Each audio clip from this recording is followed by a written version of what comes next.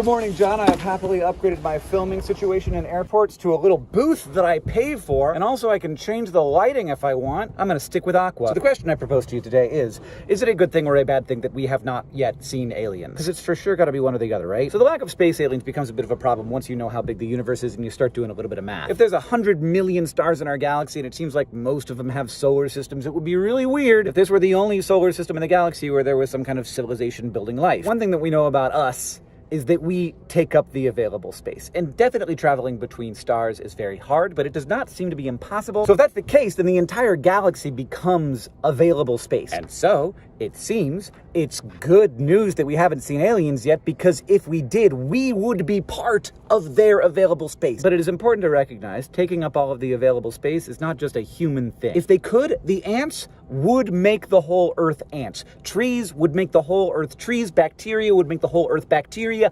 Camels would make the whole Earth camels. That's not a human thing. That's how genes work. So given that one, all life that we know of takes up all of its available space, and two, we are not yet part of someone else's available space, we have, I think, three options. Number one, we can definitely say with absolute certainty that it is possible for a thing like humans to happen in the galaxy, because it's happened. I'm sitting in a pod at an airport, so that's possible. However, the universe is 13.7 billion years old, and while life on Earth has existed for about 28% of that time, which is a lot, civilizational life has existed for a vanishingly small amount of time, just a couple 100,000 years on the outside. Life on Earth is not a blip, but we are a blip in terms of time. So it is possible, and I do not love this, that while it does happen that civilizations occur in the universe, they do not last very long. We would conquer the galaxy if we had the time, but we simply do not. We do not have the time because things like this just don't last. This is talked about a lot in the sort of communities where this stuff is discussed. There's even a term for it, that there's a great filter. So the great filter is just the thing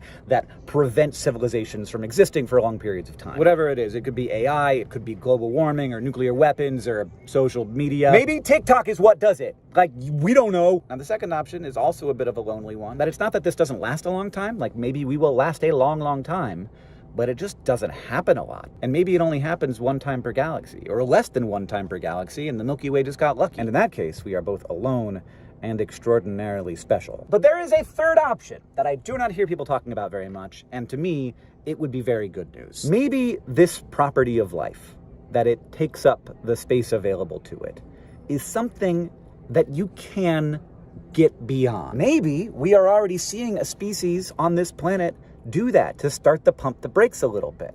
Maybe that species is us, the first species ever that's starting to think about not just taking up the available space. Is it possible that sufficiently advanced species with sufficiently advanced philosophies and societies start to think more about quality than quantity? Maybe there are a lot of civilizations in the Milky Way, but maybe they don't take up a lot of space.